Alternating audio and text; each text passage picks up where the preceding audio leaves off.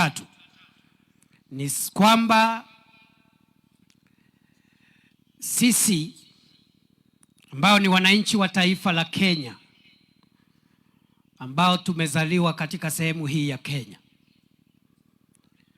jamii ambazo zinaishi katika pande hii, ikiwa ni pande moja ya pande nyingi za taifa letu, kwa miaka mingi, karibu karne moja sasa, karibu miaka 100, tumekuwa tukifanya masuala yetu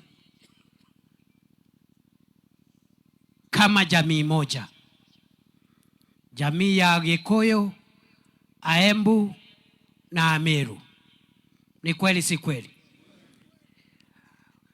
Sisi tumekuwa tukifanya siasa yetu, maendeleo yetu, mambo ya mila, tukiwa kitu kimoja, ambayo ni jamii ya Mlima Kenya, Agikuyu, Aembu na Ameru. Niseme kwa hivyo umoja wetu sio sisi tumeanzisha.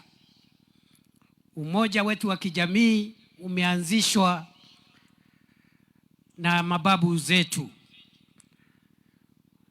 Wakati nchi yetu ilikuwa imetawaliwa na wabeberu, tulishikana pamoja, vile wazee ambao wameongea wamesema, kama mawe tatu ya Mugikuyu, Muembu na Mumeru.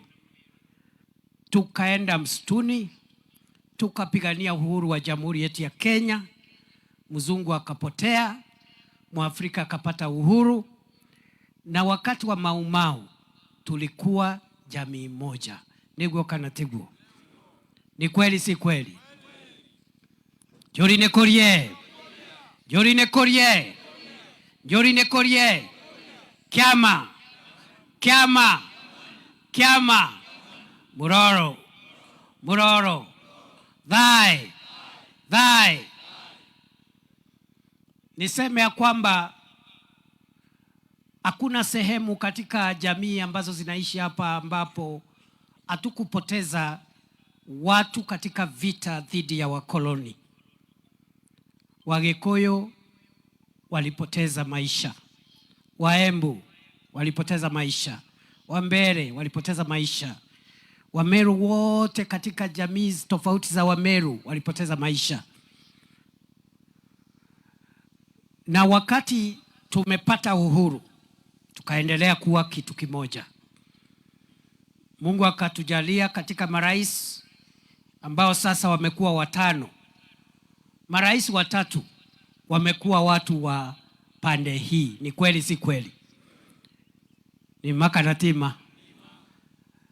Kati ya marais 5 tukapata marais 3 ambao walitoka katika sehemu hii. Tumekuwa na bahati sana kama jamii ya Mount Kenya, because we are not special.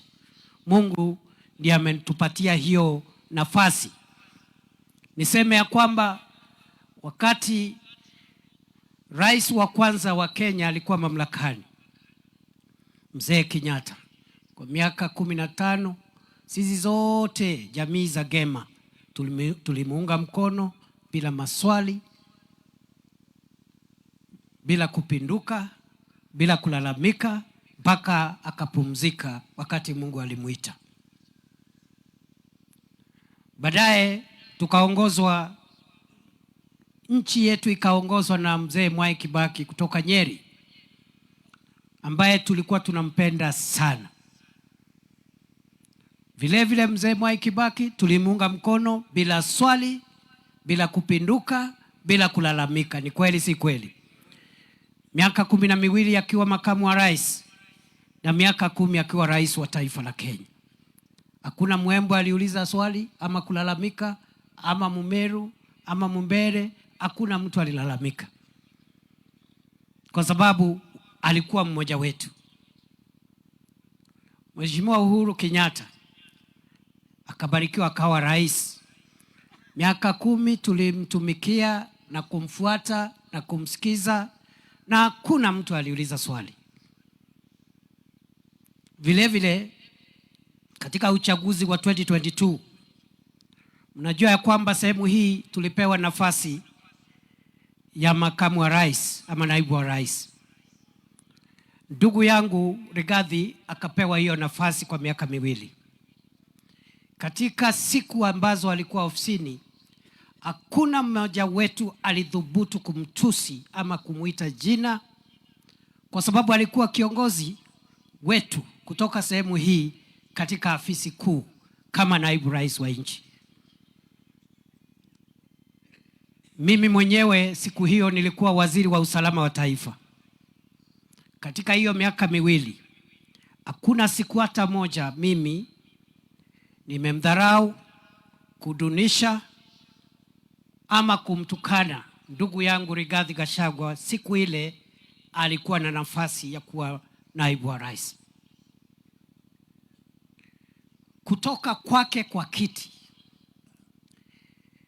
alitolewa na viongozi kutoka Kenya nzima.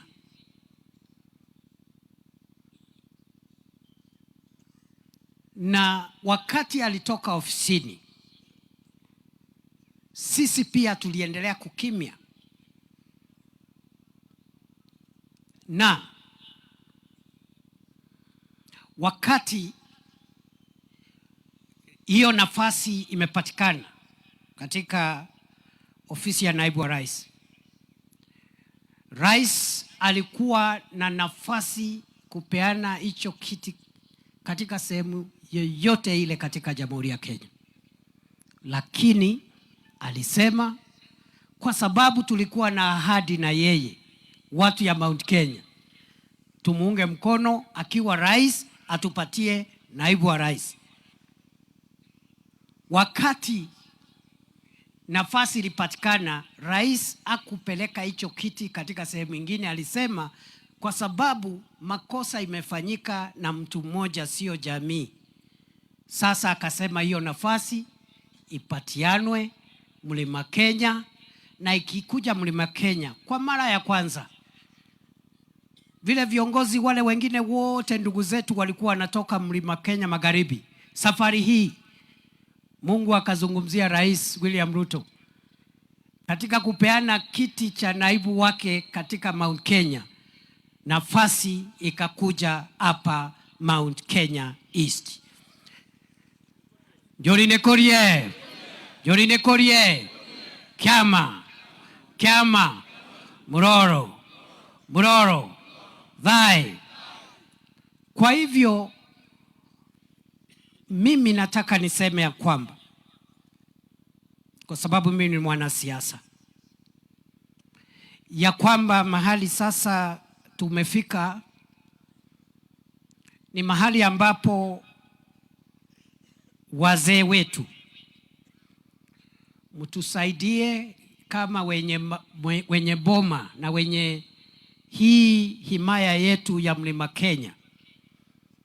As the fathers of the land, the elders must guide this community so that one person does not derail the interest of a whole community.